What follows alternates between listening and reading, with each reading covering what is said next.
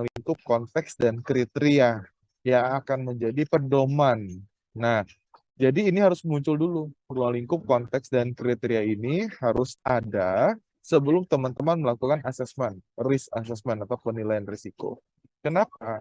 Kalau teman-teman lakukan risk assessment tanpa dibuat terlebih dahulu ruang lingkup konteks dan kriteria, maka ini tidak memiliki batasan-batasan. Pasti akan sangat sangat liar ya, sangat bebas sekali dalam melakukan proses identifikasi, proses analisis sampai dengan evaluasi. Bahkan tidak ada sebuah standar nantinya. Nah, sehingga dalam penilaian risiko itu akan mengalami kesulitan kalau lingkup konteks dan kriterianya tidak teman-teman buat terlebih dahulu. Setelah teman-teman lakukan asesmen, barulah kita cek bagaimana perlakuan risiko yang paling tepat. Ya, perlakuan risiko itu kalau kalau bahasa di sebelum semester kita sebut dia sebagai strategi risiko.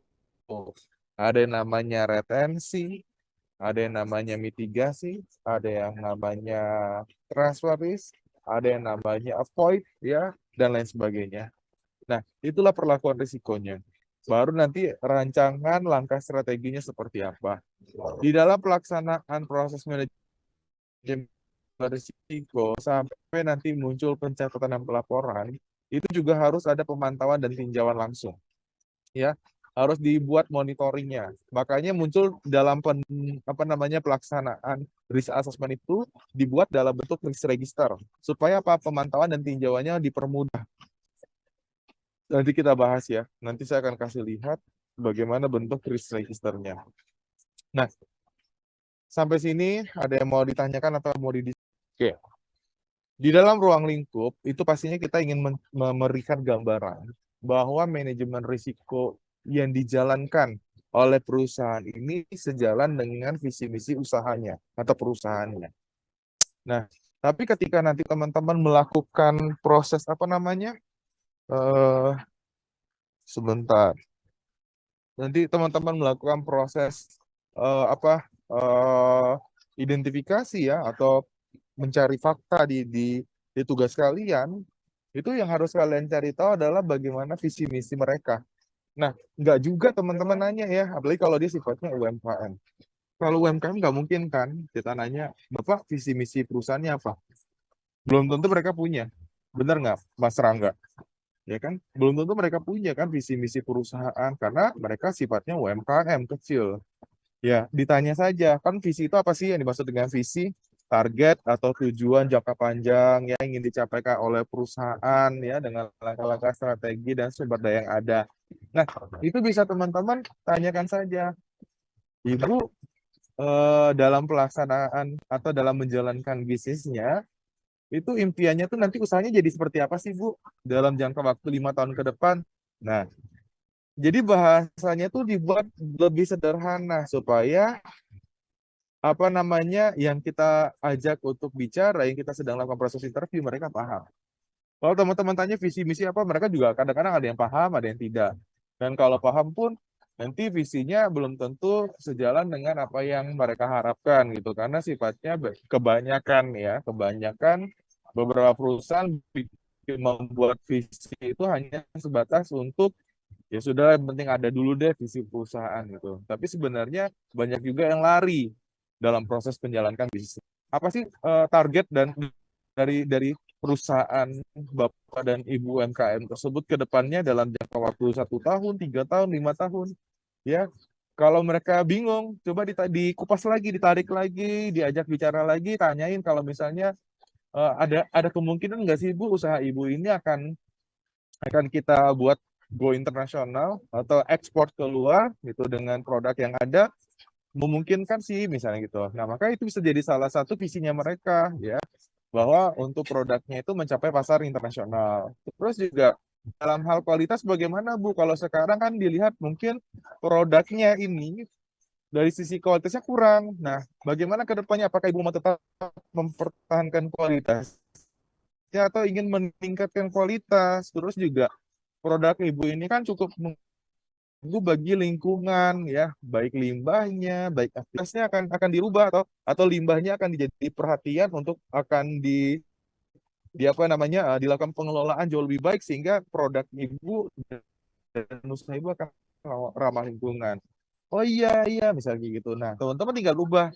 Artinya nanti ada bahasanya adalah kaitannya dengan meningkatkan kualitas ya, terus juga membina atau membuat ekosistem ramah lingkungan dan sebagainya. Itu bahasa-bahasa yang kalian buat, kalian ramu berdasarkan daripada informasi Bapak dan Ibu UMKM tersebut. Ya, dimengerti ya teman-teman ya. Jangan nanti pada saat presentasi apa visi misinya nggak tahu Pak. Soalnya dari bapak dan ibunya mereka nggak punya. Nah nggak ada. Saya nggak mau terima bahasa-bahasa nggak tahu dan nggak punya. Itu bisa digali sebenarnya. Jadi kalian yang membantu. Oh jadi boleh nggak Bu bikin visi usaha ibu seperti ini ya Bu. Nah nanti mana tahu itu jadi semangat bagi dia gitu kan. Oh iya ternyata bisnis saya itu masih bisa berkembang loh. Nah, jadi dia akan melihat bisnisnya itu bukan cuma sekedar dijalankan saja, tetapi juga ada loh progres atau peluang untuk dapat terus meningkat usahanya. Nah, ini yang harus teman-teman perhatikan. Terus yang kedua, bicara mengenai misi, ya. Misi itu kan caranya ya, cara untuk mencapai visinya. Nah, sehingga apa sih yang akan dilakukan atau yang sudah dilakukan oleh para bapak dan ibu UMKM tersebut, itu juga kalian gali informasinya.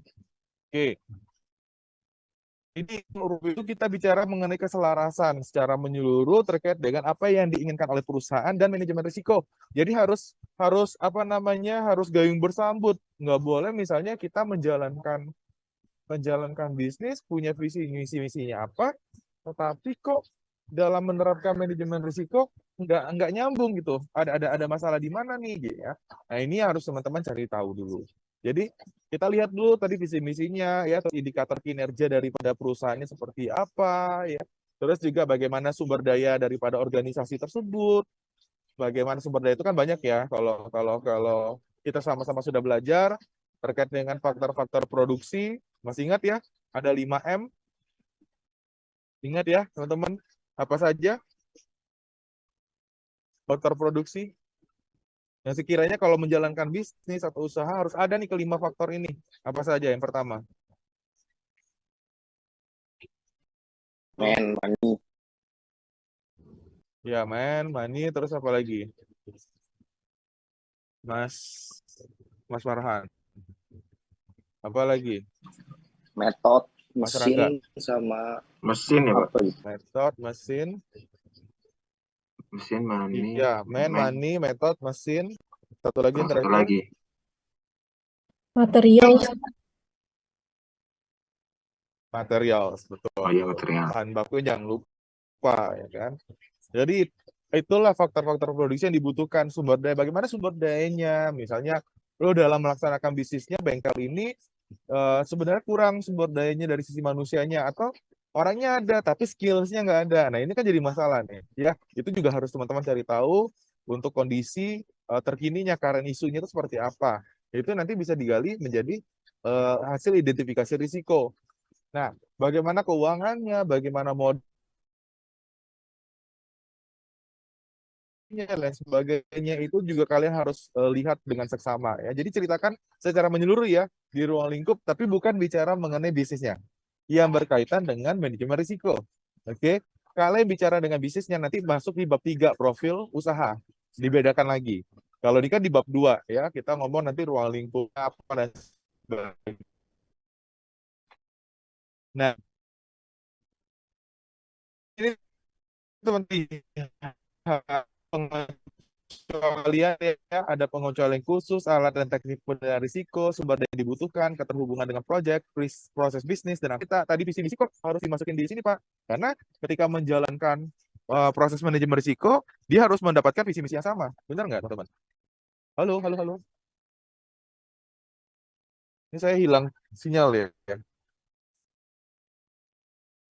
Halo. Tadi sempat putus-putus Pak, tapi udah jelas kok. Oh, udah jelas. Oke, tadi sampai mana putusnya? Tadi sampai mana? Aman? Yang menerapkan itu ya Pak, menerapkan manajemen risiko sesuai visi misi. Oke, jadi kenapa tadi visi misinya dibahas di bab ini ya? Karena kita bicara mengenai keterkaitan antara visi misi organisasinya dengan penerapan manajemen risiko. Nah, itu yang menjadi dasar gitu. bahwa kalau misalnya dia tidak ada target untuk go internasional, dia tidak ada target untuk peningkatan kualitas, maka itu tidak perlu teman-teman capek-capek dikerjain di manajemen risiko. Paham nggak sih? Ya, jadi ya sesuai aja dengan apa kondisinya dia dan keinginan daripada visi misi perusahaannya. Oke. Lalu kalau bicara mengenai konteks, apapun itu konteks ini bagi hanya dua, yaitu internal dan eksternal. Internal itu yang berkaitan dengan kegiatan-kegiatan yang ada di dalam perusahaan itu sendiri, ya.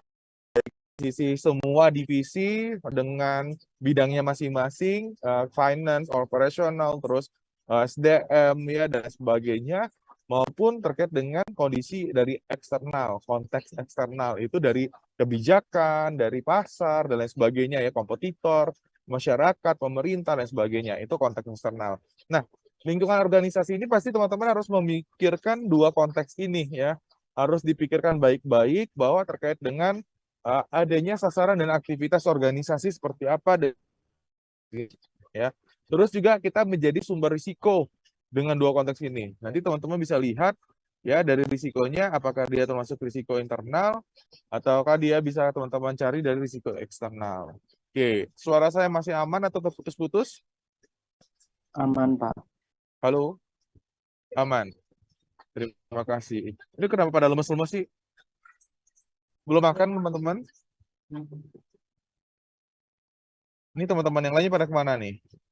Grafika, kenapa tidak nyalakan kamera?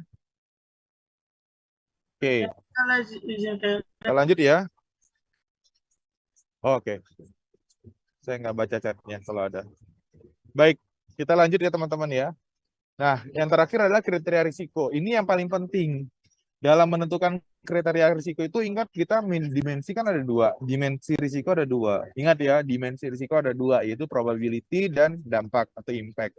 Probability itu kita mau cari tahu kemungkinan terjadi risiko itu berapa besar sih peluangnya, gitu ya. Apakah kecil, sangat kecil, sedang, besar, sangat besar. Karena ini yang menentukan nanti besaran risikonya. Lalu yang kedua, kita juga pengen tahu seberapa besar sih dampak yang akan dihasilkan kalau risiko ini terjadi. Apakah insignifikan, minor, moderate, signifikan, atau katastrofik? Yang mana nih yang mau kita cari tahu, ya? Nah, nanti dari hasil ini, ya, baru nanti kita dapatlah besaran risiko. Namun sebelum kita ngomong masalah identifikasi dan sebagainya, ini ditentukan dulu sama teman-teman kriterianya. Jadi kalau mau ngomong sangat kecil itu range-nya berapa, indikatornya apa, dan sebagainya. Ini kalian tentukan. Kalau di sini dibilang dengan kemungkinan terjadi, ya, sangat kecil kalau dia kurang daripada 10%. Apapun itu dihitung, kalau misalnya kurang daripada 10% kemungkinan terjadinya, maka masuknya kategori 1 sangat kecil. Tapi ketika dia memiliki nilai 95%, maka dia masuk indeks probability-nya adalah yang sangat besar. Nah, persentase ini disesuaikan dari apa? Disesuaikan dari ruang lingkup, teman-teman. Ya, dari yang namanya risk appetite atau selera risiko. Risk appetite atau selera risiko inilah yang akan menentukan percentage daripada range untuk menentukan dia sangat kecil, kecil, sedang, besar, atau sangat besar. Nah, ini yang harus kita perhatikan, ya. Jadi, boleh nih dirubah, Pak? Boleh. Bisa saja nih, misalnya nih ditanya, ini dari hasil survei harusnya ya. Jadi hasil survei, teman-teman kan sebenarnya bukan sebagai komite manajemen risiko perusahaan karena orang luar gitu ya, tapi sebagai profesional lah.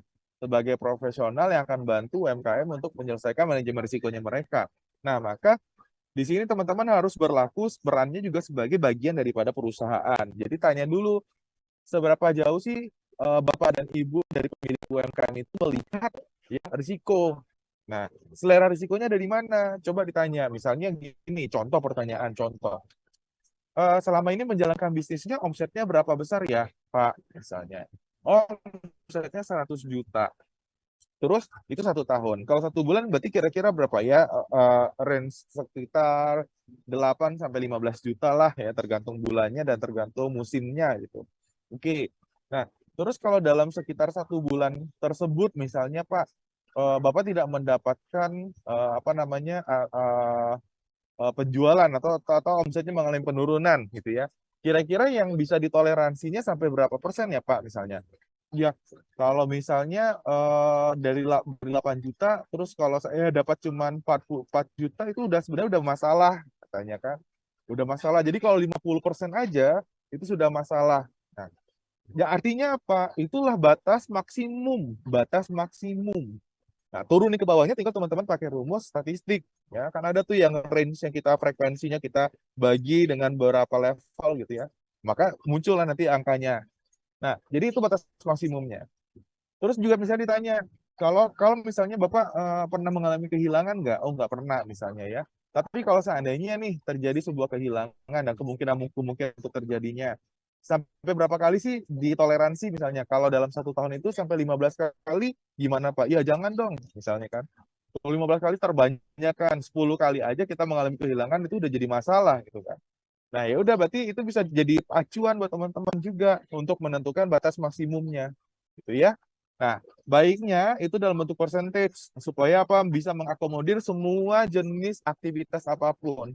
Kalau tidak dalam bentuk percentage, maka itu akan lebih cenderungnya hanya dapat digunakan untuk aktivitas tertentu saja. Tapi kalau percentage itu kan tinggal nanti teman-teman jadikan rasio saja, dibagikan aja. Nah, ini ya. Sama juga dengan dampak. Dampak juga tadi, kalau misalnya dia mengalami kerugian sampai dengan 50% itu udah masalah nggak? Masalah dong, katanya. Maka itu yang paling besar. Nah, sampai nanti saya akan cari menentukan waktu, konteks, kriteria, sampai dengan kita juga memasukkan menentukan nanti ya, memasukkan identifikasi risikonya, kita analisis, kita evaluasi sampai dengan ada perlakuan risiko, sampai dengan nanti itu dilakukan dan dievaluasi lagi. Ya, jadi yang saran-sarannya apa, strateginya apa itu dikerjakan sampai dengan dievaluasi kembali. Nah, itu gunanya risk register. Jadi pemantauan monitornya gampang, ya. Di sini kalau teman-teman lihat harus memasukkan dulu nih kalau misalnya nanti teman-teman mengerjakan kaitannya dengan usaha bengkel. Tuh. Usaha bengkel itu mau secara keseluruhannya atau hanya divisi tertentu saja. Kalau mau secara keseluruhan cukup di sini kasih nama usahanya, usaha bengkel apa ya. Nah, departemennya apa? Pak, tapi kan bengkelnya bengkel pinggir jalan, Pak. Mereka nggak punya bagian operasional dan sebagainya. Ya, teman-teman lah yang mengklasifikasikannya. Kalau dalam kegiatan memperbaiki motor, itu berarti masuknya ke bagian mana? Kalau dalam hal dia terkait dengan uang hilang, itu masuknya ke bagian mana? Kalau dalam hal kaitannya dengan pengelolaan keahlian daripada karyawannya, dia masuknya ke bagian mana? Nah, itu kalian sendiri nanti yang menempatkannya, ya. Nah, lalu struktur organisasinya juga harus dibuat, ya. Nah, kalau misalnya dia kerja sendiri, Pak, tetap berarti dia pemiliknya, dia manajer operasionalnya, dia manajer SDM-nya, dia juga manajer keuangannya.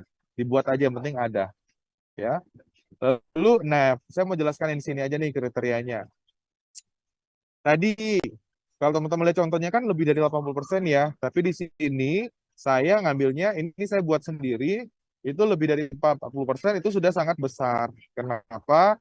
Karena kalau semakin sering kejadian tersebut muncul, itu akan mengganggu aktivitas usaha dari Fakultas Ekonomi. Makanya kita mematokannya itu jangan sampai terlalu banyak kejadian itu muncul. Kalau itu sudah banyak, akan mengganggu semua aktivitas dan akhirnya malah perusahaannya atau usahanya tidak berjalan. Makanya dimaksimalkan di 40%. Nah, urunut ke bawahnya ini pakai skala saja ya teman-teman ya. Dan untuk menentukan indeksasi mau pakai 5, 3, 7, 9, 11, 1, 2 itu bebas. Tetapi harus punya dasar. Jangan teman-teman masukkan 3 tapi dasarnya nggak ada. Masukin 5 dasarnya nggak ada. Ada teorinya untuk menggunakan skala-skala seperti ini. Gitu ya. Nah, setelah itu untuk kategori dampak risikonya itu bisa saja teman-teman, ini saya pakai 3 karena dalam proses identifikasi dan pengelompokan risikonya saya hanya berkutat atau berkaitan dengan 3 ini saja. Jadi 3 ini cukup bisa menjadi patokan atau acuan ya untuk menempatkan risiko itu ada pada posisi mana. Nah, ketiga itu ada dampak pada kerugian finansial, ya. Terus ada dampak pada kasus tindakan pelanggaran kedisiplinan, terus dampak pada sasaran organisasi dan strategis, ya. Di sini yang saya ukur adalah ketercapaian targetnya. Karena setiap bidang, setiap unit pasti punya target capaian kerja gitu. Nah, target capaian kerja itulah menjadi indikatornya untuk nanti dia masuknya ke 5, 4, 3, 2 atau 1. ya.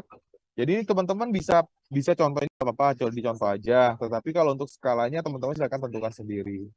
Nah, terus untuk menentukan nanti kategorinya dia masuk ke strategi, planning risk, atau financial risk, atau operational risk, atau hazard risk. Ini pakai ini aja, ya nggak usah diubah-ubah. Jadi kalau nanti ngomongin masalah sales penjualan, berarti masuknya kemana? Operasional atau infrastruktur nih. Di subkategorinya sales marketing. Kalau dia kaitannya dengan pembukuan yang bodong, berarti masuknya ke sini. Subkategorinya accounting. Berarti dia kategorinya nanti ada di financial risk, gitu ya. Nah, jadi teman-teman, acuannya ini saja, ini nggak usah diganti-ganti. Nah, di risk input ini yang nanti akan saya jelaskan, ya. Saya akan jelaskan terkait dengan mulai dari mana teman-teman membuat risk input. Kalau dimulai, apa namanya, untuk detail gitu. Jadi teman-teman nanti mohon disimak, kalau misalnya nggak paham ditanyakan gitu ya, atau di list aja pertanyaannya di WA group supaya ini bisa clear. Karena belajar risk register ini nggak cukup dengan jangka waktu 45 menit itu kurang sebenarnya ya. Nah, ini table ini nggak boleh dirubah sama sekali, ini sudah template, jadi tinggal isi saja. Kan saya minta juga sampai 5 ya, jadi nggak usah banyak-banyak, tapi kalau teman-teman mau bikin 10, jauh lebih bagus. Karena nanti dipilih daripada 5, terus nanti menurut saya itu nggak layak atau nggak bisa dimasukkan, berarti tinggalnya malah jadi lebih sedikit. Jadi buat cadangan aja. Nah, di sini butuh namanya kode risiko. Kode risiko itu teman-teman silakan buat sendiri saja. Itu yang penting apa? Ada maksudnya. Nah, ini kenapa FEB? Ya karena ini kaitannya dengan unit bisnisnya, grupnya ya. Jadi grupnya FEB, terus Universitas Trisakti, tahunnya 2022, ini nomor urut daripada risikonya. Nah, silakan teman-teman bikin bebas, itu sebebas-bebasnya. Jangan terlalu panjang kalau bikin kode juga, singkat saja. Lalu status risikonya apa? Ini mau aktif atau retired ya. Terus untuk peluang dia sifatnya nanti berupa peluang atau ancaman. Nah, kategori risikonya masuk kategori yang mana? Tadi saya bilang, kalau pembukuan berarti dia masuknya finance risk. Kalau dia sales berarti masuknya operational risk gitu ya. Kalau kebakaran dan sebagainya masuknya ke hazard risk. Itu teman-teman pilih. Nah, ini bidangnya di mana unit kerjanya? Kalau sales berarti di pemasaran gitu ya. Silakan dirubah. Lalu sasarannya ini apa?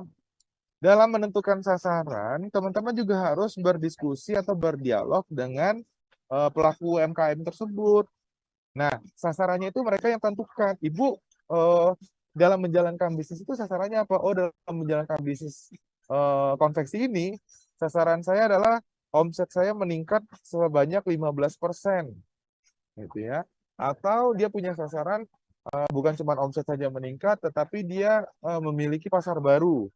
Ya, adanya new customer, new market, terus juga peningkatannya sampai dengan 15-30% gitu. Itu sasarannya. Nah, untuk mencapai sasaran, ada nih kejadian-kejadian yang tidak mengenakan. Dalam sasaran tersebut, bisa saja satu sasaran saja, nggak usah banyak-banyak ya. Satu sasaran, nanti di sini sama nih, sasarannya sampai ke 5 tuh sama semua. Satu sasaran, tapi nanti deskripsi untuk kejadiannya beda-beda. Boleh. Kan untuk mencapai omset yang sampai 15% banyak risikonya ya. Nih, kita coba pilah 5 ya. Dalam dalam dalam analisis sederhana saya, kalau dalam usaha konveksi, ketika dia punya sasaran targetnya 15% mengalami peningkatan omset, ada risiko. Satu, risiko barang tidak laku. Gitu ya. Yang kedua, ada risiko apa namanya harga barang naik gitu. Terus yang ketiga ada risiko mesinnya rusak. Yang keempat ada risiko sumber daya manusianya sakit. Yang kelima ada risiko apa lagi? Nah, jadi itu yang teman-teman nanti deskripsikan atau kejadian risikonya seperti apa. Yang dimana itu akan menghambat untuk mencapai sasarannya. Tanggal identifikasi risiko itu benar-benar dicatat sesuai dengan waktu kalian melakukan interview. Hati-hati, jangan main dengan saya. Kalau sampai saya temukan teman-teman tidak melakukan proses identifikasi dengan real, maka saya akan gak satu semester kalian untuk mata kuliah manajemen risiko. Karena masuk kategorinya adalah penipuan, ya, fraud, ya. Karena saya udah bilang, saya minta the real cases ya, Jadi kalau teman-teman mereka malah teman-teman tidak dapat pembelajaran apapun. Jadi kalian benar-benar harus berkunjung, harus cari tahu ya di mana tempat usaha tersebut dan melakukan identifikasi risiko. Makanya saya minta nomor telepon, alamat harus ada. Karena kalau nggak ada nanti saya anggap itu perusahaannya fiktif, ya saya anggap itu perusahaannya fiktif. Nah kalau ada nomor teleponnya, mohon dikasih tahu kalau sewaktu-waktu nanti ada dosen yang akan menghubungi Bapak atau Ibu untuk mengkonfirmasi. Jadi kalian sudah memberitahukan kepada para pemilik usaha tersebut, ya. Oke.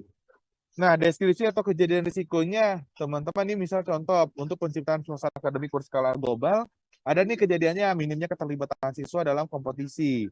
Terus penyebabnya apa? Yang menyebabkan minimnya ini apa? Karena kurangnya minat. Indikator risikonya apa? Indikator ini harus terukur, ya. Jadi jangan cuma bilang ada nih minimnya keterlibatan, iya minimnya itu berapa? Oh ternyata yang terlibat hanya 40 sampai 50 mahasiswa.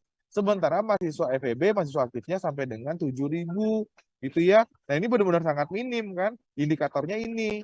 Nah, sudah dikerjakan oleh FEB. Ternyata FEB sudah punya namanya wadah FEB Smart. Terus juga telah menyebarkan informasi kompetisi, telah memberikan kompensasi, terus adanya. Nah, sehingga kita mau cari tahu dampak yang terjadi kalau misalnya ini dibiarkan. Kejadian ini, ya, minimnya keterlibatan mahasiswa ini dibiarkan, itu apa yang terjadi? Ternyata, Pak Grafika, Anissa Jihan, Sampai faktor, Pak. kenapa? Sampai faktor, tapi faktornya tadi putus-putus. Oke, saya ulangin lagi ya. Nah, lanjut ya, mohon izin teman-teman. Berarti dari indikator ini kan nanti intinya adalah ada ukuran pasti ya untuk melihat bahwa oh benar nih kejadian ini akan membuat sasarannya tidak tercapai. Nah, itu harus jelas. Nah, setelah itu kita baru cek ya apa saja yang sudah dikerjakan oleh para pelaku UMKM tersebut. Jadi teman-teman harus juga tanya, oh kalau misalnya dia apa namanya pernah kehilangan kayak obeng, tang dan sebagainya. Nah, sekiranya apa sih yang sudah pernah dilakukan sama Bapak untuk supaya tidak terjadi kembali? Oh, 1, 2, 3, 4. Nah, itu yang teman-teman catat. Nah, itu yang sudah pernah terjadi ya, ya apa? Langkah-langkah preventif yang sudah dijalankan gitu supaya risikonya nggak muncul. Tapi dengan adanya langkah tersebut risikonya masih tetap muncul aja. Nah, ini harus diperhatikan. Lalu setelah itu teman-teman baru kita bicara dengan deskripsi dampak. Kita ceritakan dari hasil kegiatan ini kalau nanti risikonya tidak dapat dikendalikan, apa yang akan terjadi? Maka tidak terpenuhinya target pencapaian per Desember sebesar 1,5% gitu ya. Nah, kalau tadi kaitannya dengan visi misi, maka tadi mungkin ada target pencapaian pasar baru itu tidak tercapai. Nah, probabilitas berapa? Ini harus rujukannya ke sini. Nih, ya. Teman-teman lihat dari kejadiannya ini, kejadiannya apa namanya minimnya orang yang tidak mengikuti itu ternyata sering. Jadi dari sekian banyak kegiatan yang ditawari, banyak yang menolak. Nah, artinya itu sampai dengan 30 sampai 40% ya range-nya. Jadi kita masuk ke indeksnya angkanya 4, maka kita pilih angka 4. Untuk dampaknya juga sama. Kita cek, ternyata dampaknya itu terkait dengan pemenuhan strategi. Nah, di sini tertundanya tercapai sasaran karena ketercapaian targetnya hanya mencapai antara 50 sampai dengan 70% gitu ya. Dan di sini maka dipilih angkanya 4. Terus skor risikonya ini udah rumus hasil pengkalian. Nah, tingkat risikonya dia masuk kemana? Ekstrim atau apa ini otomatis juga. Lalu untuk probabilitas dan lain sebagainya ini kosongkan dulu aja, teman-teman nggak perlu isi ya. Nah, untuk pemilik risikonya, kalau misalnya nama yang bersangkutan mau dimasukin silakan, tapi kalau mau disamarkan juga silakan. Nomor handphone dan email. Nah, evaluasi dan rencana penanganan risikonya, ini nanti strateginya apa? Strategi ini jangan asal pilih. Pilihnya berdasarkan apa? Kalau teman-teman sudah belajar kan yang ini ya, matriks kemarin, kalau udah ada di bagian atas, kita pin salah satunya avoid, terus juga mitigate, benar nggak Kak Anissa? Ya kan? Terus kalau di bagian di kiri, di kanan bawah, kita apakan? Kita transfer risk. Kalau di kiri atas, kita apakan? Ini kita mitigate. Kalau di kanan kiri bawah, kita apakan? Ini kita retensi, kita terima aja, nggak usah diapa-apain. Misal gitu ya. Nah, sehingga ini dapatkan tadi extreme height nomor 16. Ternyata dari extreme height nomor 16 itu di sini nih. Nih posisi nomor 1 di sini. Nah, kondisi nomor 1 di sini, maka apa strategi yang paling tepat? Tadi pilihannya adalah mitigate, salah satunya atau di avoid. Kalau avoid nggak mungkin, kalau kita avoid berarti kita nggak akan kirim orang untuk ikut lomba. Nah, sehingga kita mitigasi. Maka yang kita pilih adalah mitigasi di sini, teman-teman. Nah, penanganan risikonya apa? Ini, penanganan risiko yang ini yang kalian usulkan dari kalian. Ya, kalau yang tadi di sini, ini yang existing-nya. Ya, yang sudah dikerjakan sama ibu atau bapak UMKM tersebut. Tapi kalau yang di sini, ini usulan kalian. Ya, harus berbeda, tidak boleh sama. Nah, untuk biaya penanganan risikonya juga tolong dikalkulasikan, dihitungkan. Ya, oke. Nah, yang ini nggak usah, jadi sampai AA saja. Yang AB dan seterusnya ini nggak usah, karena ini harus nanti teman-teman evaluasi lagi setelah kalian usulkan kepada yang bersangkutan, apa sekiranya sudah dilakukan, dan apa yang terjadi dampaknya seperti apa. Jadi ini nggak perlu. Ya, cukup kerjanya sampai di sini saja, sampai AA. Sampai sini ada yang